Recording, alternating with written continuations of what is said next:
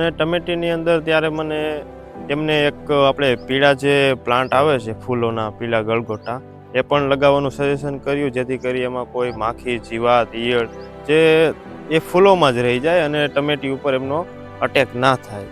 મારું નામ અઘેરા શિવાજી, હું ભેસાણ તાલુકાના માલીડા ગામમાંથી વાત કરી રહ્યો છું. અમે છેલ્લા 5-7 વર્ષોથી ટમેટીનું વાવેતર કરી રહ્યા છીએ. ત્યારબાદ મને કૃષિ ઇન્ડિયાના એગ્રોનોમિસ્ટ સાથે સંપર્ક થયો અને એમણે મને સજેશન કર્યું કે તમે ટમેટીની અંદર યલો સ્ટીકી ટેપ અને બ્લુ સ્ટીકી ટેપ બંને લગાવો, જેથી કરી તમને ખ્યાલ પડે કે તમારા ટમેટીના અંદર સફેદ માખી કેવી છે. ત્યારબાદ બ્લુ મતલબ થ્રીપ માટે જે બ્લુ છે તેમાં થ્રીપ ચોંટી જાય તો તમને ખ્યાલ પડશે કે થ્રીપનો અટેક તેમાં કઈ રીતના છે.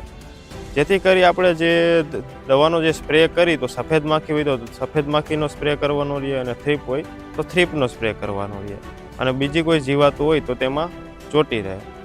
ત્યારબાદ એમણે મને દવાઓ અને ખાતરોનું સજેશન કર્યું, જેમનાથી મને સારો બેનિફિટ પડ્યો, જેનાથી ટમેટીની અંદર સારો ફૂલ અને તેમના ફળ અને સાઇઝમાં પણ વધારો થયો અને ફાલમાં પણ વધારે થયો.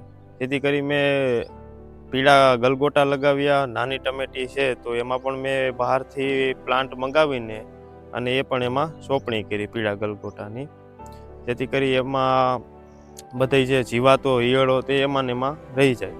અને ત્યાર પછી એને મને સ્ટાર્ટિંગથી નીમ ઓઇલનો સ્પ્રે કરવાનું સજેશન આપ્યું હતું કે પહેલાં તમે નીમ ઓઇલનો સ્પ્રે કરો, જેથી કરી પ્લાન્ટમાં ખળવાશ રહેશે અને બીજા કોઈ માખી, ઈયળ કે જેનો અટેક બહુ બધી નહીં થાય. મારી ભલામણ પ્રમાણે તમે પણ ખેડૂત ભાઈઓ કૃષિ ઇન્ડિયા એગ્રોનોમિસ્ટની સજેશન પ્રમાણે ખેતી કરો અને મારી જેમ વધુ અને સારું ઉત્પાદન મળે.